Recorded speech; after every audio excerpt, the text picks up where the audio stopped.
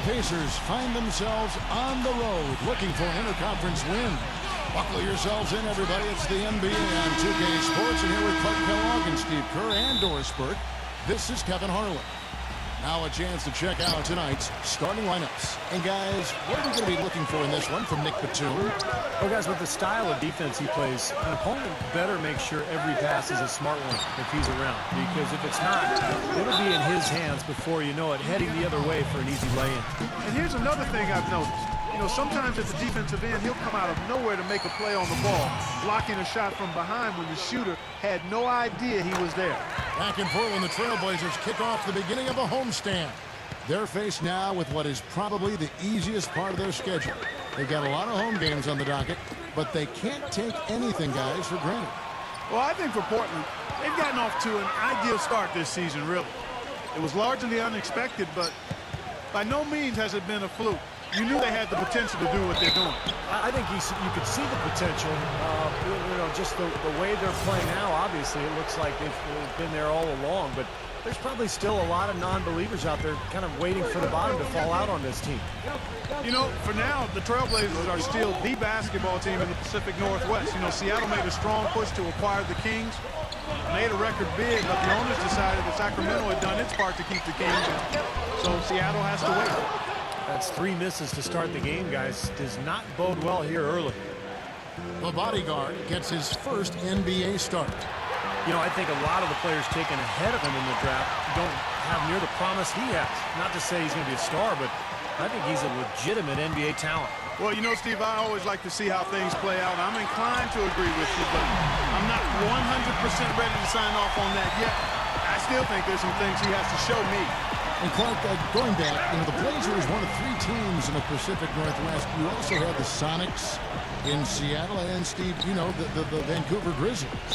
And I think those 2 cities, particularly Seattle, Kevin, are strong contenders for a new NBA franchise. Of course, Seattle almost ended up with the Sacramento Kings, but when Sacramento was awarded the franchise, a lot of people felt like it was only a matter of time before Seattle would be granted an expansion team.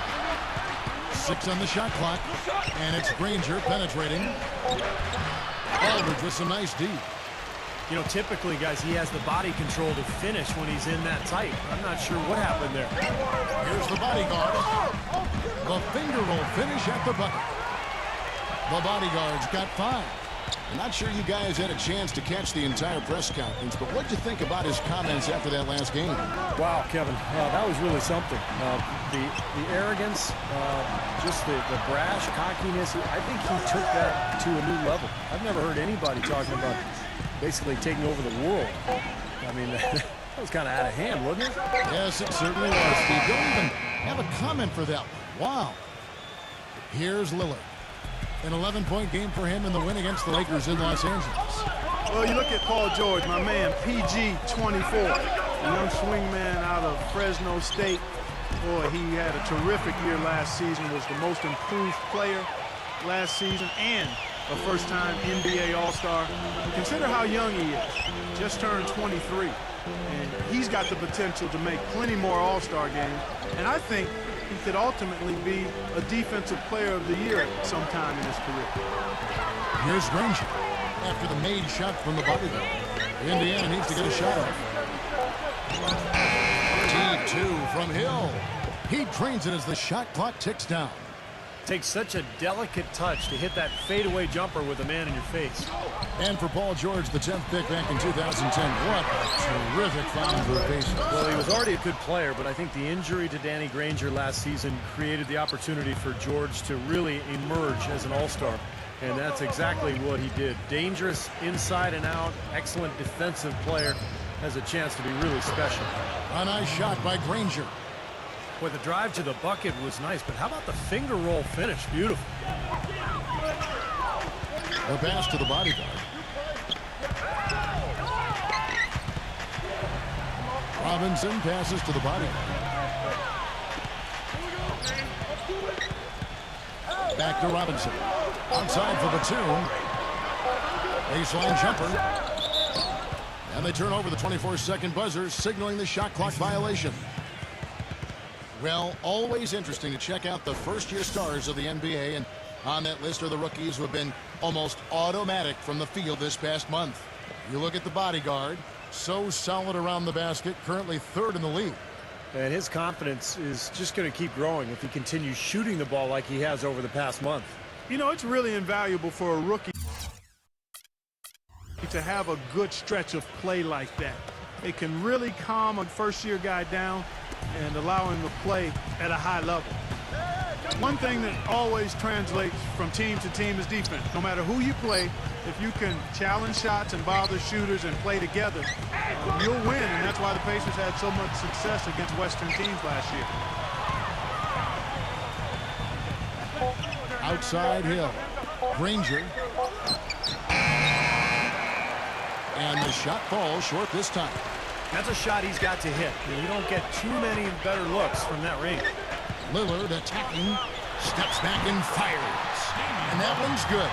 And over the last decade or so, it's usually been the Western teams getting the better of the Eastern teams more often than not, but the Pacers. Taking a look back over the last month, Kevin, let's see how Indiana stacked up. 3rd in rebound, 7th in blocks, and they're a top 10 shooting team from the foul line. Pretty good company for that team. And the rebounds really jump out at me, Clark, when you talk about all those numbers. And this is a ferocious rebounding team. They're very physical, and they always take fight to their opponent. They seem to own the paint, and when they do that well, they're awfully tough to beat. On the court for Indiana, Paul George is the 3 with David West at the 4. Randall Johnson is out there with George Hill, and it's Scola in at the 5. Whatever their plan was defensively that time, it didn't work. Not if it results in that shot. And Doris Burke has a report for us from the sideline. Hey, Kevin, the bodyguard in that last game against the Lakers put on a show. He finished with 19 points and played some lockdown defense as well, causing havoc on both ends of the floor. The cherry on top for him, in addition to his outing, was ending the losing streak his team had been suffering through. We all know how big those moments can be for a team, Kevin. Great job, Doris. Thank you, guys. It's going to be very interesting to see if he can stay in a role like that tonight. I agree with you there. I mean, he obviously hit on something that brought out the best in him, and you can be sure he's going to take the exact same approach in this one. Definitely. And as confident a player as he already was, now he's got to be feeling absolutely unstoppable. Lets it fly from 18. Portland grabs the miss. This game against Indiana, the first time they've met this year. And these interconference matchups are important, Kevin. You only see the club twice all season, and it feels a little different. You want to go out and really put on a good performance. I like the way they've picked it up here offensively in the second. Well, they've really caught fire. Their shooting percentage is in the high 50s now, so they're rolling. Outside, George. Just 1 second between the shot clock and game clock. Johnson, back to George. Indiana moving it around. That 3 off the mark. The clock runs out, and we're heading to halftime. Now, presented by Sprint. Now let's go straight to the month. The Sprint Halftime Report, presented by Sprint.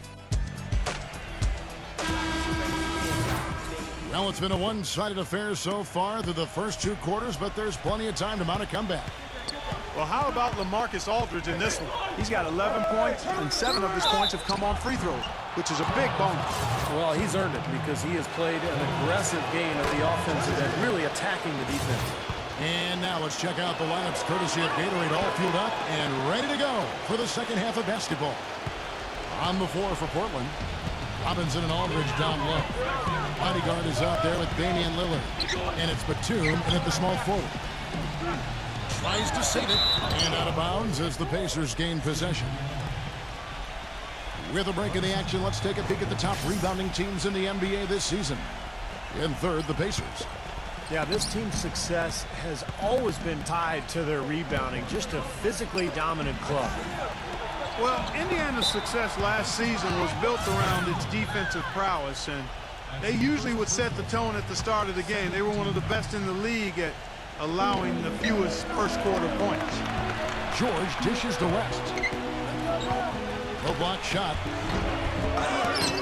And Aldridge with the block. Boy, I tell you what, the complexion of this game would be completely different if he shot the ball anything like he's capable of. And that one's good. Going back to the Pacers once more, you knew they wanted to emphasize defense each game, and Steve, they would always come out and get right in the offensive player's face to start the game. And they allowed the fewest first quarter points of any team in the league last year, Kevin. That's a great way to kind of set the tempo, set the tone in a ball game. And the Pacers were able to establish that defense right away. It's a +5 advantage for them in the rebounding category after that board. Very steady work they've been doing on the interior, no question. And that's, I think, the main reason they have this lead. Beauty. They're playing with a purpose, guys. The big lead becoming bigger. I like the look in their eyes. And it's on both ends that they've been controlling the action. Looking at the last game for the Indiana Pacers, it was a loss to Los Angeles. Kevin, I know they feel terrible about how it turned out.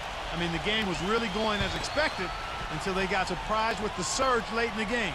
Totally overtook them and took them by surprise as well. Yeah, you got that right, Clark. It was a shocking turn of events. I was surprised watching the game, but sometimes momentum can do that. Well, it clearly was a tough rookie season for Thomas Robinson, guys. He really struggled to find his shot. And right now it's time to figure out how to score effectively in the NBA. I just think it'll take him a little time because he's undersized as a power forward and not quite skilled enough yet to play the small forward spot. Hill kicks to George. A three-pointer off the mark.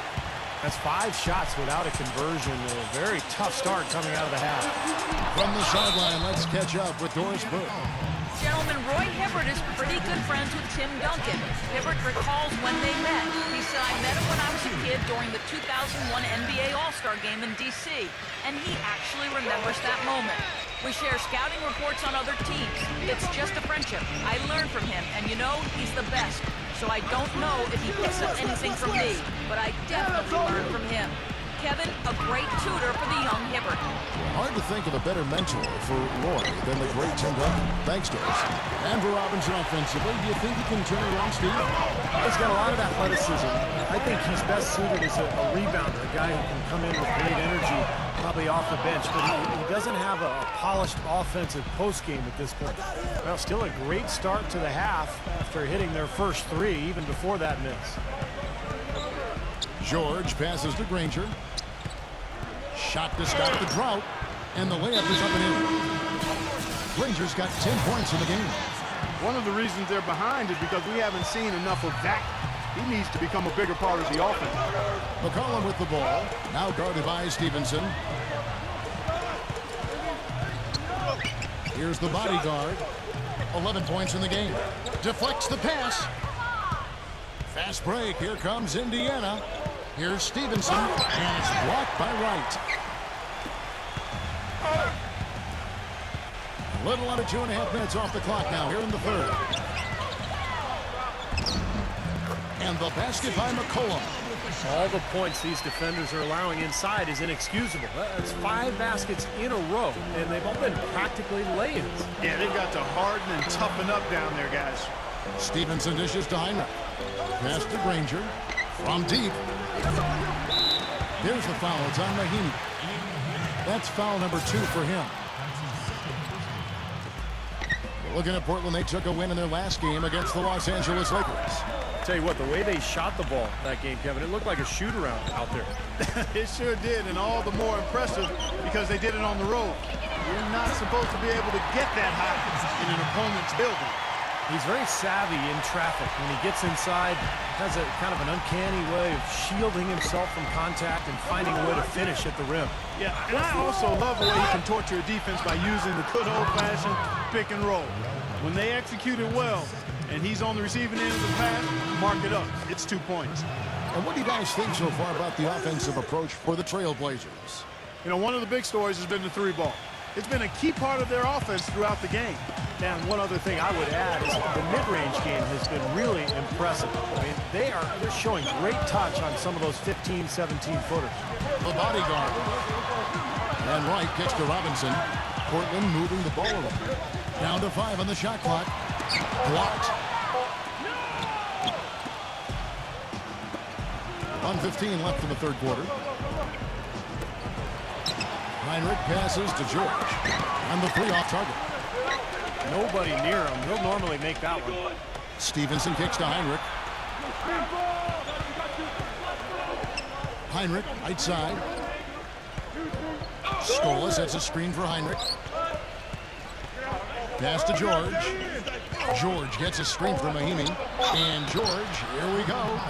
Well, it's not often you find a player like Paul George who, as tall as he is, can play two guard. But when you do, you're going to see some really big numbers in rebounding from him. And that's what George does. He wants to average double-digit rebounds. Some changes for Indiana. David West, he's checked in for Mahimi. And George Hills subbed in for Lance Stevenson. Here's the bodyguard. He's guarded by Hill. No good from the bodyguard. And Clark, you mentioned the height of Paul George. 6'8" when he was drafted. He actually grew to 6'10" in his rookie season, Steve. So he's a young guy that's continuing to grow both on the floor and physically. Yeah, he may be 7'2" by his fourth year. I'll tell you, though, he gives you power forward size and rebounding with guard skills. You see why the Pacers are so excited about it. Does he remind you of anybody in particular? A bit like Scottie Pippen, you know, early in his career. Maybe not quite as strong as Scottie, but a similar skill set. Interesting. LaMarcus Aldridge is checked in for Portland. Well contested shot, and they did an excellent job of not fouling the shooter. Defense is about effort and commitment and discipline. He's a good defender because of those things.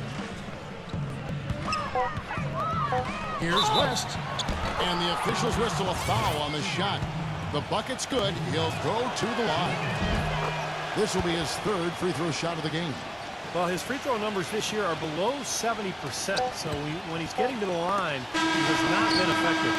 And I know he's got to be upset at himself for shooting so poorly at the line. So I would think he'll be doing everything. The NBA season. Welcome back. Fourth quarter action starting up in what has been a one-sided show. Trailblazers leading by 12. And a look at the foul for the Pacers to start the fourth quarter. George Hill out there with Heinrich. Then it's Paul George. Then there's Danny Granger. And it's West in a center position. The bodyguard passes to Boy, he's just dangling from the rim after sending it through there. You can see which team now has the swagger, Clark, right now. Yeah, exactly. It's with them. Yeah, but you don't want to do too much to get an opponent riled up, though, either. And the dunk by West.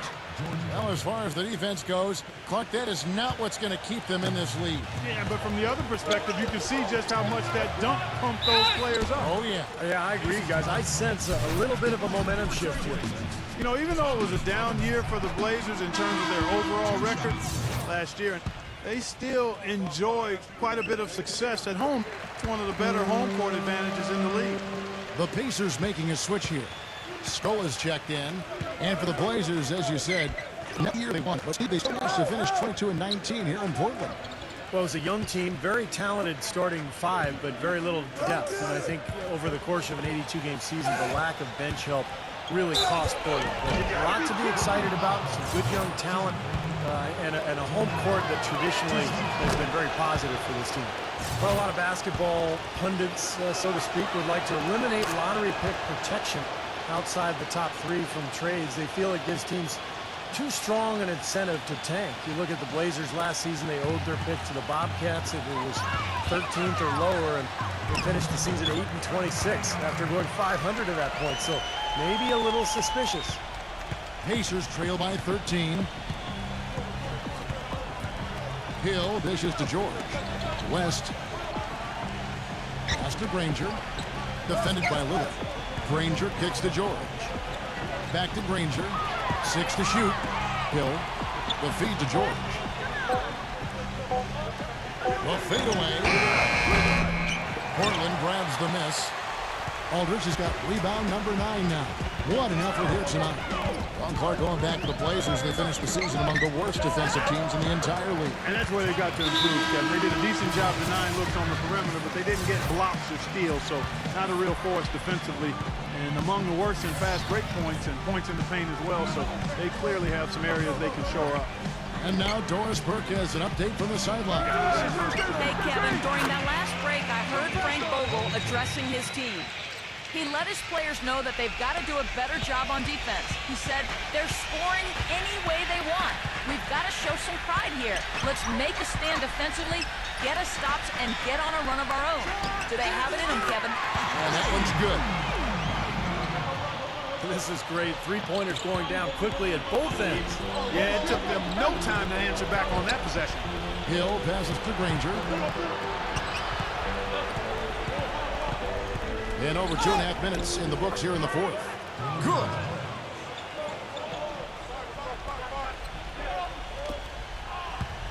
Trailblazers leading by 13. The bodyguard passes to Aldridge. Here's the bodyguard. Lets it go. Again, the Trailblazers score. You know, of the last 6 baskets, 5 have come on the interior. This is major smash-mouth basketball, guys. Love it. Old school. Physical play in the paint. Dominate. It hasn't happened as quickly as he would have liked, but he's finally putting some points on the board in this game. Portland's gone 5 of 9 when they put up a 3-point shot tonight. Right side Robinson. He passes to the body.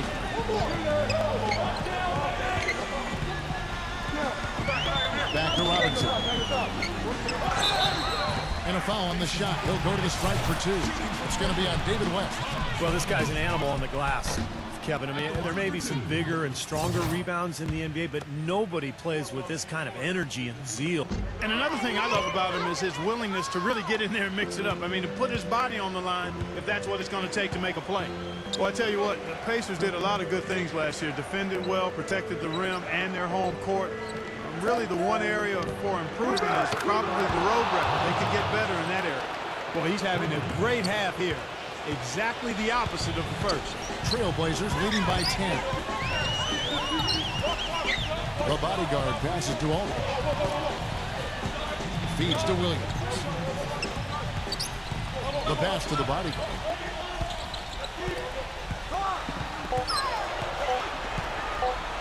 From the wing. It's rebounded by Indiana. West has got 6 rebounds in the game. Well, Clark, as you said, the Pacers didn't play as well as they had hoped to on the road for a team that won the division. They were 19-21 away from Indianapolis, and Steve, not the kind of record they wanted to end with. No, but if you're around 500 then you can control your home court, you're going to have a good season. And that's exactly what Indiana did. They ended up with the 3rd seed in the East, and all in all, a terrific year.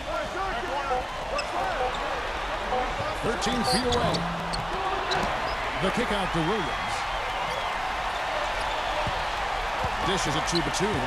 Aldridge. Ranger covering. Knocked away. Now the Pacers moving it up. Short has got the ball. And he trims the lead to single digits. They got on this roll a while ago, and they just haven't looked back. And it's the Trailblazers with the ball. Clark, they're this close to putting it away. Yeah, they don't need to do anything to reinvent the wheel here. I mean, just take time off the clock and squeeze the orange. Don't turn it over. Here's the bodyguard. Here's Robinson. And George with the block.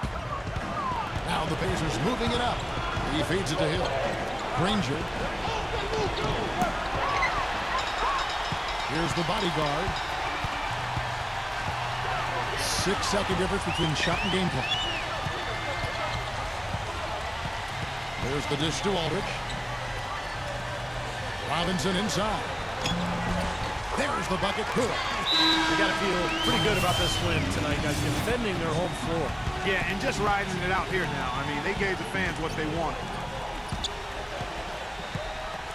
Here's Watson. That one a little long. Well, I think the defense got lucky right there. I mean, he's going to make a lot more of those than he missed when he's got that much room. And so Portland takes this one, but by a big margin. Sunday.